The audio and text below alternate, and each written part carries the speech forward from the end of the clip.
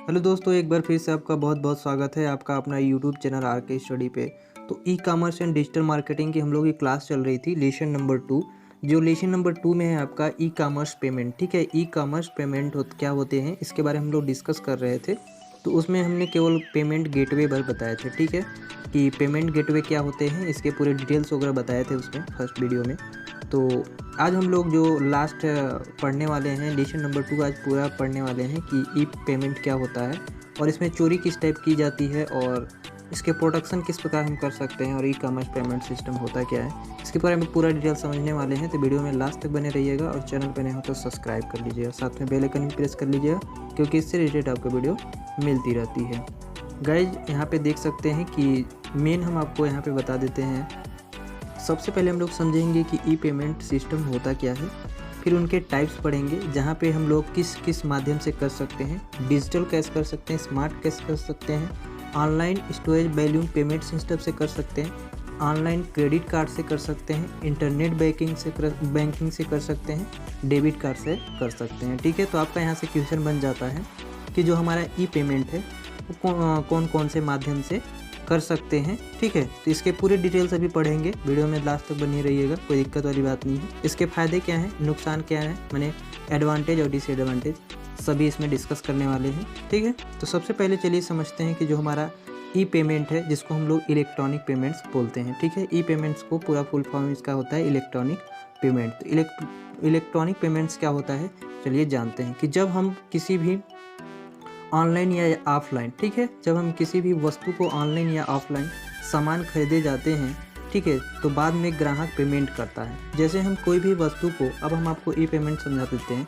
कि जब हम कभी वस्तु को ऑनलाइन परचेज या ऑफलाइन परचेज करते हैं, ठीक है, सामान वस्तु कहीं भी कैसे भी खरीदे उससे मतलब नहीं है, हमको यहाँ पे ओनली वन पेमेंट पढ़ना है कि किस प्रकार हम लोगों को इलेक्ट्रॉनिक माध्यम से पेमेंट करते हैं। ठीक है, आप वस्तु को ऑनलाइन खरीदिए चाहे ऑफलाइन खरीदिए, उससे मतलब नहीं है, मतलब है आपको पेमेंट करने से, क्योंकि हम लोग पेमेंट पढ़ रहे हैं। ठीक है, ई कॉमर्स के अंतर्गत में हमने बता दिया कि ई कॉमर्स के अंतर्गत में हम लोग ऑनलाइन जो फ्लिपकार्ट या अमेजोन में वस्तुओं को खरीदते हैं, ठीक है, परचेस करते हैं, तो वो हमारा ई कॉमर्स होता है। लेकिन हमको यहाँ पे पेमेंट करना है, तो पेमेंट करने के लिए हम वस्तु को ज़रूरी नहीं कि हम ऑनलाइन खरीदें, ठीक है, और ऑफलाइन भी खरीद के हम लोग इलेक्ट्रॉनिक पेमेंट कर सकते हैं, माने ई पेमेंट कर सकते हैं। ठीक है, जैसे कि अभी हमने ऑनलाइन यहाँ पे वह बता रहा है कि ऑनलाइन या ऑफलाइन सामान खरीदे जाने के बाद ग्राहक पेमेंट करता है, जिससे ग्राहक के अकाउंट के रुपए विक्रेता के अकाउंट में ट्रांसफ़र हो जाता है।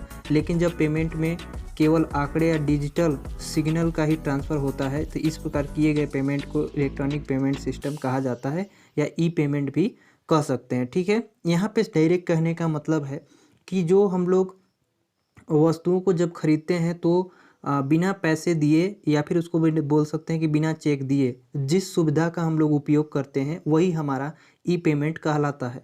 तो हमारे यहाँ पे सिंपली है, जैसे कि हमने अपने बैंक से किसी और के बैंक में ट्रांसफ़र करना है, तो हमारे पास बहुत सारे ऐसे जैसे एटीएम हो गए, डेबिट कार्ड हो गए, ठीक है, तो नेट बैंकिंग हो गए, बहुत सारे ऐसे ऑप्शन होते हैं जिससे हम लोग ई पेमेंट कर सकते हैं। तो आई होप गाइस कि ई पेमेंट क्या होता है समझ रहे होंगे। ठीक है, वॉलेट जो हमारे होते हैं पेटीएम वॉलेट, उससे भी हम लोग ऑनलाइन ट्रांजेक्शन कर सकते हैं, इसमें कोई दिक्कत वाली बात नहीं है। अब हम लोग पढ़ेंगे कि जो हमारा ई टाइप ऑफ इलेक्ट्रॉनिक पेमेंट्स, माने इलेक्ट्रॉनिक पेमेंट्स के प्रकार पढ़ेंगे। सबसे पहले हम लोग पढ़ेंगे डिजिटल कैश। ये डिजिटल कैश क्या होता है, इसकी शुरुआत 1994 में की गई थी। कब की गई थी गाइज, ये सवाल यहाँ से आपका बहुविकल्पिक में पूछा जाएगा कि डिजिटल कैश की शुरुआत कब हुई थी, तो सबसे पहले आपका आंसर होगा 1994 में की गई थी। ठीक है, जिसमें फर्स्ट वर्चुअल डिजी कैश, ठीक है, मिलीसेंट कंपनी इसके लिए प्रमुख थी। यहाँ पे कंपनी के नाम दिए गए हैं, प्रमुख थी, लेकिन इसकी पेमेंट की प्रक्रिया इतनी लंबी थी कि यह सफल नहीं हो सकी।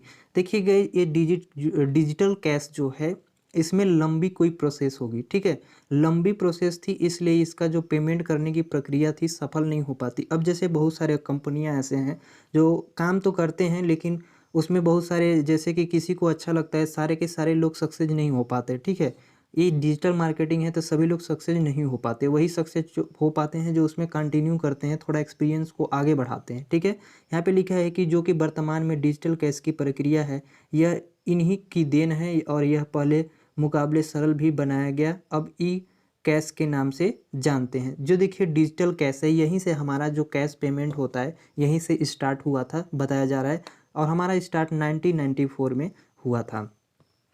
अब आगे हम लोग पढ़ेंगे यहाँ पे जो दूसरा हमारा है वो है स्मार्ट कार्ड।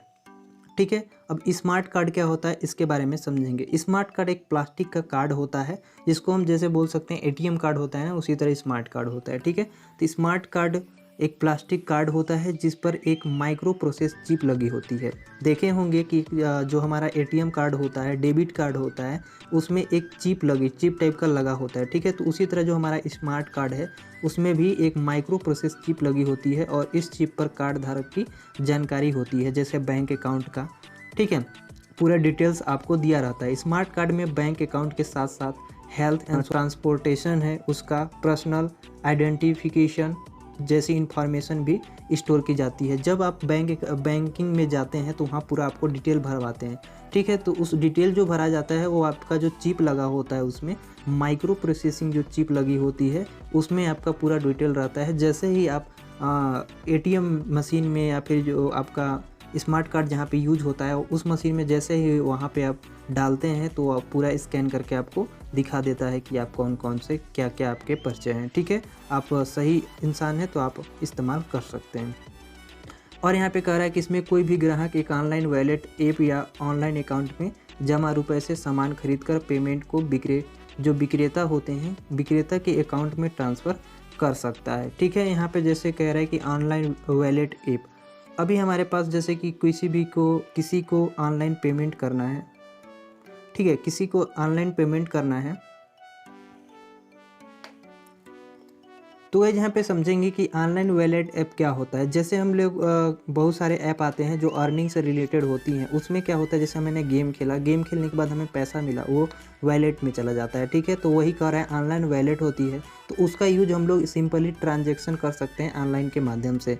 ठीक है, जो उसके अकाउंट में पैसे जमा होते हैं उसको हम लोग पेटीएम, ठीक है, पेटीएम द्वारा पेमेंट कर सकते हैं अपने बैंक अकाउंट में सिंपली, और उसको मतलब किसी के अकाउंट में हम लोग ट्रांसफ़र कर सकते हैं ईजिली। ठीक है, यहाँ पर कोई भी व्यक्ति तो अपने ऑनलाइन अकाउंट में अपने डेबिट कार्ड से अपने ऑनलाइन वॉलेट ऐप या ऑनलाइन अकाउंट में रुपए जमा कर सकता है, इसमें कोई दिक्कत वाली नहीं बात है। ठीक है, अपने डेबिट कार्ड से जमा कर सकता है। तीसरा हमारा यहाँ पे आता है कि online credit card. Online credit card क्या होता है चलिए समझ लेते हैं। देखिए, ऑनलाइन क्रेडिट कार्ड जो होता है वो हमारा ऑनलाइन जो खरीदारी करते हैं उसमें हम जब पेमेंट करना होता है हमको, तो कार्ड की डिटेल्स जितनी भी होती है वो सारे के सारे वहाँ पे फिलअप करना होता है, पूरा भरना पड़ता है। जब हम लोग भरते हैं इसके बाद हमारा जो प्रोसेस बैंक का होता है वो किया जाता है। जब पास किया जाएगा तो हमारा जो पेमेंट है, ठीक है, पेमेंट होता है वो बैंक से डायरेक्ट ट्रांजेक्शन हो जाती है। ठीक है, और जो हमारा ये पूरा जो ट्रांजैक्शन करने की सुविधा होती है ऑनलाइन क्रेडिट कार्ड्स के अंतर्गत में, ये हमारा जो बैंक वाले होते हैं वो सब यहाँ पे कर देते हैं। ठीक है, आपका बस केवल क्या करना है कि आपका जो वहाँ पे डिटेल्स है पूरे के पूरे आपको फिल करना पड़ेगा। फिल करने के बाद ऑनलाइन आपका क्रेडिट कार्ड से जो आपका पैसा है वो कट जाएगा। ठीक है, महीने में कार्ड से जितने भी पेमेंट की जाती है उसका बिल उस व्यक्ति को बैंक के द्वारा भेजा जाता है। जैसे आपने एटीएम रखा है तो एटीएम में क्या है कि उसका हर मंथली आपका बिल बनता है। ठीक है, आपका हर महीने बिल बनता है और उतना बिल आपके बैंक अकाउंट से पैसा काट लेता है जिस बैंक से आपका अकाउंट होगा। ठीक है, अगर आप एटीएम लिए हैं तो वो काट लेता है। एक बात यहाँ पे ये भी ध्यान देना है कि जो ऑनलाइन क्रेडिट कार्ड हम लोग यूज करते हैं इसमें क्या होता है कि यदि आप किसी को आप अपने मन से जितना चाहे उतना पेमेंट कर सकते हैं, इसमें कोई दिक्कत नहीं है। आप अगर ऑनलाइन मोबाइल टू मोबाइल जैसे ट्रांसफ़र कर रहे हैं या फिर किसी माध्यम से मतलब ऑनलाइन क्रेडिट कार्ड से कर रहे हैं तो इसमें आप जितना चाहे उतना पेमेंट कर सकते हैं। लेकिन यहाँ पे एक बात होती है कि आप ट्रांजेक्शन जिस हिसाब से करेंगे उस हिसाब से बैंक वाला आपसे पैसा जो होता है वो बिल उसके काट लेगा, आपको सेंड कर देगा कि आपका इतने ट्रांजेक्शन पे इतने पैसे कट गए। ठीक है, जो एसबीआई है आपका बैंक, वो ज़्यादातर इसमें इन्वॉल्व रहता है। ठीक है, नेक्स्ट है हमारा डेबिट कार्ड। अब देखिए डेबिट कार्ड क्या होता है चलिए समझ लेते हैं।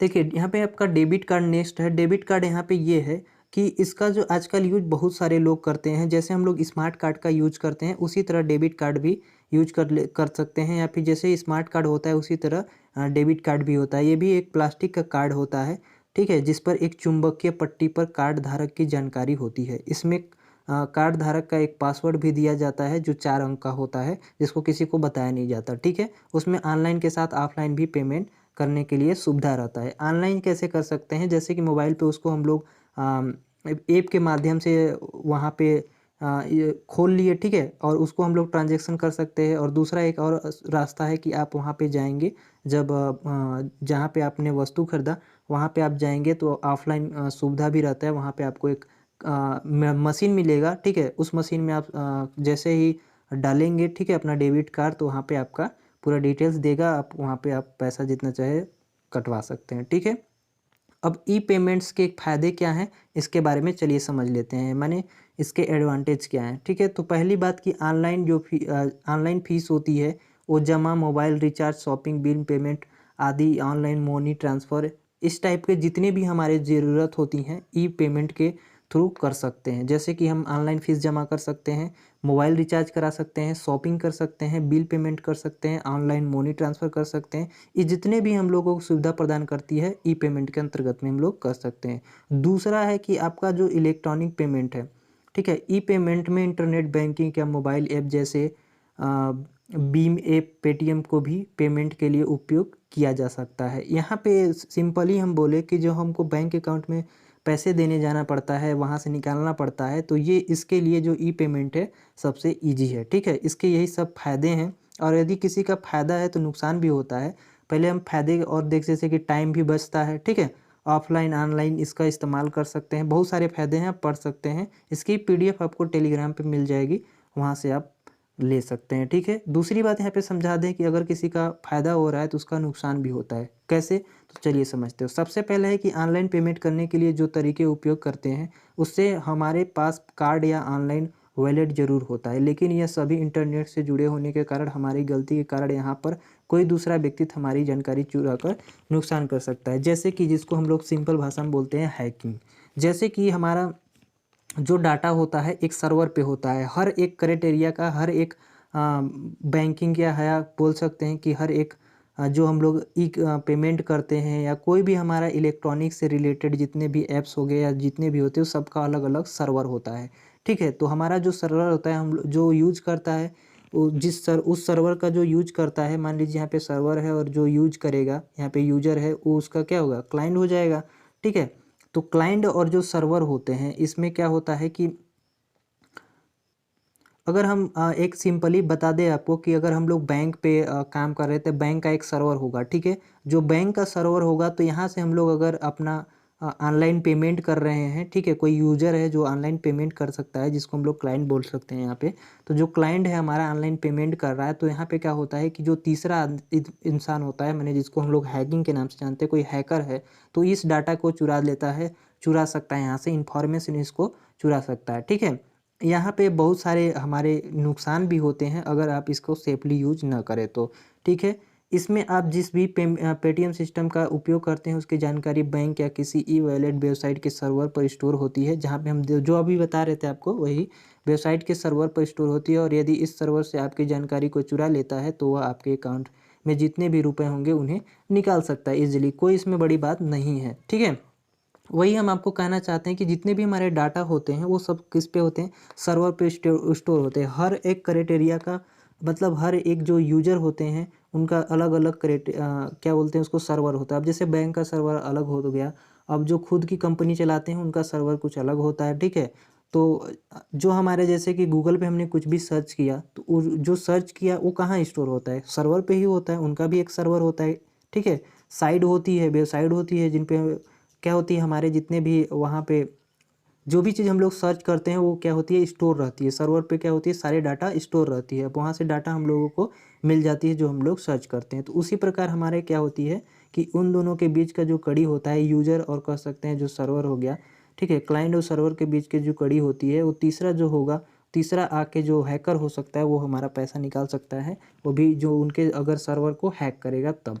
उनके अगर सर्वर के हैक कर लिया तो आपका डाटा चुरा सकता है। अगर डाटा चुरा लिया तो आपके अकाउंट में जितने भी बैलेंस है वो सारा के सारा निकाल सकता है। ठीक है, यहाँ पे देखिए जो फ्रॉड की प्रतिशत दिखाई जा रही है कि हर एक वर्ष यानी ये प्रतिवर्ष आपकी यहाँ पे ये भी पूछ सकता है कि ई कॉमर्स के अंतर्गत में कितने फ्रॉड प्रतिवर्ष बढ़ रहे हैं। तो आपको यहाँ पे आंसर देना है 30%। कितने? 30%। ठीक है, तो कितने परसेंट गई? 30% आपका यहाँ पे फ्रॉड गिरी हो रही है। ठीक है, अब हम अगला जो हमारा नेक्स्ट टॉपिक है थ्रेड्स इन ई कॉमर्स। ठीक है, सो गाइज आप वो जो अभी हमने पीछे बताया कि किस तरह से हैकिंग होती है तो आपने कुछ समझा होगा।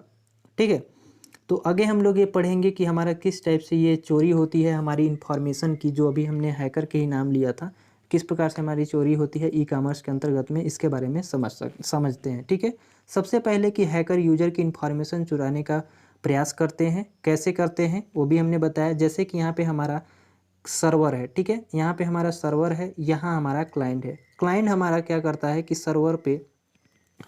सर्वर से डाटा को हमारा कोई भी जिस क्षेत्र में, यहाँ पे इस बात को समझिएगा कि जिस क्षेत्र में हम वर्क करना चाहते हैं उस क्षेत्र में उसका डाटा जो सर्वर होता है वहाँ पे डाटा स्टोर होती है। तो मान लीजिए बैंकिंग के क्षेत्र में हम अपना बैंकिंग के क्षेत्र में ट्रांजैक्शन कर रहे हैं तो हमारा डाटा सर्वर पे यहाँ पे बैंकिंग के क्षेत्र के जो सर्वर होंगे उस पे डाटा हमारा स्टोर होगा। तो हम यहाँ से ऑनलाइन ट्रांजैक्शन कर रहे हैं तो ऑनलाइन ट्रांजैक्शन करते समय उससे पहले जब हमारा ट्रांजैक्शन कर रहे हैं उससे पहले कोई हैकर आके यहाँ पे हमारे डाटा को चुरा लेता है, सर्वर को हैक कर लेता है, तो हमारी इन्फॉर्मेशन को चुरा कर हमारे जो यहाँ पे डाटा पैसा वगैरह रहता है वो सारे के सारे निकाल सकता है, अपने में ट्रांसफ़र कर सकता है। तो यहाँ पे सबसे पहले जो चोरी होती है ई कॉमर्स के अंतर्गत में हैकर्स यूजर की इन्फॉर्मेशन चुराने का प्रयास करते हैं। ठीक है, साथ ही यूजर से संबंधित साइट को भी तबाह करने की कोशिश करते हैं, जो हमारी साइट होती है उसको। अगला है कुछ हैकर आपकी साइट की जैसी दूसरी साइट बनाकर ग्राहकों से पैसा उड़ाते हैं। अभी जैसे अगर आप लोग डिप्लोमा कर रहे हैं तो आप एक बात ध्यान में रखिएगा कि BTUP के जैसे साइट है तो BTUP के साइट अगर आप डालेंगे तो उसके पूरा गूगल में बहुत सारे साइट खुल जाएंगे और सेम टू सेम बहुत सारे साइट भी हैं, तो आप वहाँ से देख सकते हैं। तो ये क्या है कि वो जो हैकर हैं वो सब क्या करते हैं कि पैसा कमाने की ये सब उन लोगों की चाल रहती है, आप वहाँ से पैसा कमा सकते हैं। इसके बारे में भी हम लोग नेक्स्ट जो हमारा तीसरा चैप्टर है उसमें बहुत सारे डिटेल्स इस सब के बारे में बात करने वाले हैं। तो आप लोग चैनल पर नए हो तो सब्सक्राइब जरूर कर लीजिएगा। ठीक है, इसके अंतर्गत में हैकर से संबंधित आप चीज पढ़ेंगे तो आई होप गाइज कि इसको पढ़ लीजिएगा। आगे हम थोड़ा सा बता देते हैं ई कॉमर्स साइट सर्वर। आगे यहाँ पे ई कॉमर्स साइट के सर्वर के कस्टमर की डिटेल्स, उनके क्रेडिट कार्ड, उनके डेबिट कार्ड आदि की जानकारी चुराने का प्रयास, ठीक है, बैड हैकर द्वारा किया जाता है। यहाँ पे सिंपली हम लोग कहें कि हमारी जो डिटेल्स हैं उनको चुराने का ये सब करते हैं थ्रेड्स के अंतर्गत में।